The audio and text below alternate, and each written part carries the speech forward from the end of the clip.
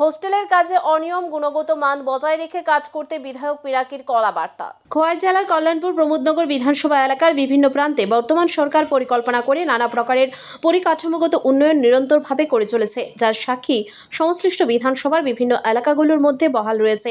একই রকমভাবে জনজাতি ছাত্রছাত্রীদের জন্য বিধানসভা এলাকার উত্তর মহারানীপুর এলাকাতে হোস্টেল তৈরির কাজ চলছে। যথারীতি এই কাজ যখন চলছে এখন এই বিষয় নিয়ে এলাকার সাধারণ মানুষের একটা কৌতূহল তৈরি হওয়া স্বাভাবিক। এখানে উল্লেখ করা প্রয়োজন, প্রস্তাবিত হোস্টেলটার জন্য প্রায় 60 থেকে 70 লক্ষ টাকা অর্থমূল্যের জমি দান করেছেন এলাকারই শীতেশ দেববর্মা এবং ওনার পরিবার। শীতেশ দেববর্মার পরিবার সহ এলাকাবাসীদের একটাই দাবি ছিল হোস্টেল তৈরি করা হোক, তবে গুণমান সমৃদ্ধভাবে। এরই মধ্যে এলাকাবাসী লক্ষ্য করেন হোস্টেলের নির্মাণ কাজে অনিয়ম চলছে। স্বাভাবিকভাবেই সচেতন এলাকাবাসীদের একটা অংশ যারা কাজ করছেন বা পরিচালনা করছেন তাদেরকে এ ব্যাপারে জানালে বচসামূলক একটা পরিবেশ তৈরি হয়। বরাদপ্রাপ্ত কন্ট্রাক্টর যারা প্রতিবাদ করেছেন, গুণমান সমৃদ্ধভাবে কাজ করার দাবি করেছেন, তাদের বিরুদ্ধেই নাকি থানায় মামলা করেছেন খবর এমনটাই।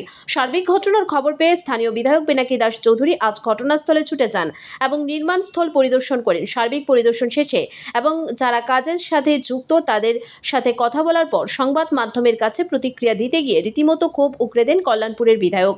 বিধায়কের বক্তব্য হচ্ছে, গুণগত মানের সাথে আপোষ করে কাজ করা হচ্ছে। এ বিষয়ে তিনি মুখ্যমন্ত্রীর দৃষ্টি আকর্ষণ করবেন।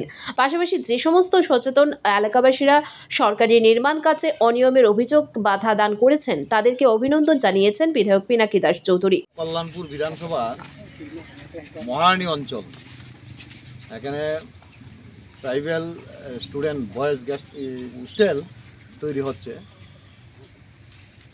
এটা অত্যন্ত গর্বের বিষয়। আজকে জনজাতি এলাকাতেও ডেভেলপমেন্ট হচ্ছে, আমিও খুশি এবং আমাদের রাজ্যের মুখ্যমন্ত্রীকেও ধন্যবাদ জানাই। কিন্তু দুর্ভাগ্যের বিষয়, যিনি এই কাজের বরাত পেয়েছে, আমি অনেকবার চেষ্টা করেছি যোগাযোগ করার জন্য, ওনার টিকিট লাগাল পাইনি। যাই হোক, উনি কাজ শুরু করেছে, ভালো কথা। কিন্তু গত 2-3 দিন যাবৎ ধরে দেখলাম, হঠাৎ করে আমি জানতে পারলাম ফেসবুকের মাধ্যমে যে এই কাজে এলাকাবাসীর পক্ষ থেকে কাজটা ভালো হচ্ছে না, কমপ্লেন করেছে। ভালো, কারণ কাজ স্বাভাবিকভাবে আমার বিধানসভাতে প্রত্যেকটা জায়গায় পাবলিককে আমরা বলে রেখেছি, যেহেতু গভর্নমেন্টের ডেভেলপমেন্টের কাজ, পাবলিকের ট্যাক্সের টাকা, এবং আমার সরকারও স্বচ্ছভাবে চালাতে চাইছে এবং সরকারি যারা স্বচ্ছ রয়েছে যে না, কাজ ভালো হতে হবে, 2 নম্বরে হলে 3 নম্বরে হলে চলবে না, সেই জায়গাতে যাতে পাবলিকরা অবশ্যই প্রোটেস্ট করে, সেই অনুপাতে হয়তো প্রোটেস্ট করেছে। কিন্তু দুর্ভাগ্যের বিষয়, সেখানটায় এলাকাবাসীর নামে মামলা দিয়েছে। যাই হোক, মামলার পথে থাকবে, কিন্তু আমার বিধানসভা যেহেতু, আমার দায়িত্ব রয়েছে, কর্তব্য রয়েছে এলাকাবাসীর কথাকে প্রাধান্য দেওয়া। আমি আজকে এসেছি এবং দেখলাম যে আসলেই কাজের গুণগত মান নিম্নমানের, এবং ছাদের যেভাবে 2 দিন 3 দিন 4 দিনের ছাদ দেওয়া হয়েছে, পরিষ্কার বোঝা যায় সেখানে 2 নম্বরই রয়েছে, এবং পিলারের সঙ্গে ছাদের মিল নেই।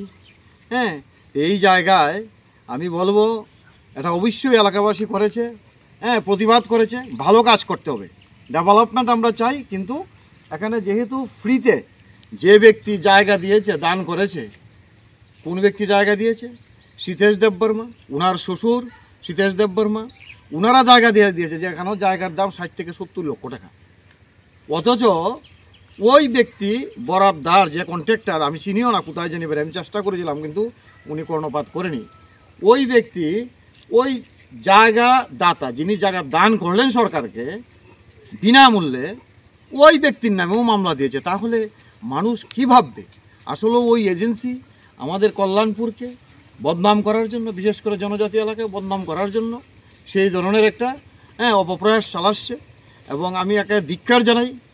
আমিও আমার মতো করে সেটা মুখ্যমন্ত্রীর নজরে নেওয়া হবে, এই কাজের ইনভেস্টিগেশন হতে হবে এবং সঠিক তদন্ত হতে হবে, এবং সঠিক তদন্ত করে সেই এজেন্সির, আমি বিশ্বাস করি সেখানে ত্রুটি বিচ্যুতি থাকবে, সেই জায়গাতে যাতে তার ব্যবস্থা নেওয়া হয়। কারণ এলাকার ডেভেলপমেন্ট নিয়ে কারোর সঙ্গে কম্প্রোমাইজের কোনো বিষয় নেই, এটা আমাদের সরকারের লক্ষ্য উদ্দেশ্য।